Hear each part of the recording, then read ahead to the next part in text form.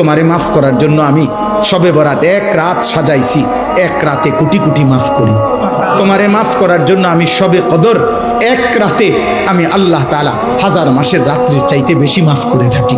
তোমারে আমি আল্লাহ মাফ করার জন্য এত বড় শ্রেষ্ঠতম রমজান মাস দিয়েছি, যার মিনিট মিনিট সেকেন্ড সেকেন্ড হীরা মণি মুক্তা মানিকের মতো আমি আল্লাহ সেজদা দিবা একটা, আমার ফেরেশতা লিখবে 70টা।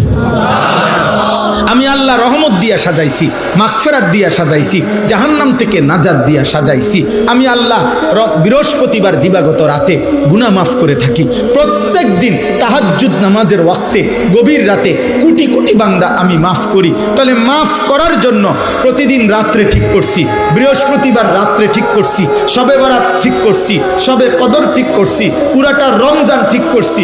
এছাড়াও বান্দা 90 বছরের গুনাহ নিয়েও যদি কেউ আসে, আমি আমার বন্ধুকে বলছি, বন্ধু যদি সে সত্যিকার তওবা করে আমি একসাথে মাফ করে দেব। আসমান পরিমাণ গুনাহ নিয়ে আসলে মাফ করে দেব, পাহাড় পরিমাণ গুনাহ নিয়ে আসলে মাফ করে দেব, জমিনের বালুকণা পরিমাণ গুনাহ নিয়ে আসলে আমি মাফ করে দেব। তুমি এরপরে বলো বান্দা, আমি যদি তোমাকে জান্নাত দিতে চাইছি বলে কতভাবে আয়োজন করলাম, আমি আর কি বললে, আর কত সুযোগ দিলে তুমি জাহান্নাম থেকে মুক্তি পাইবা।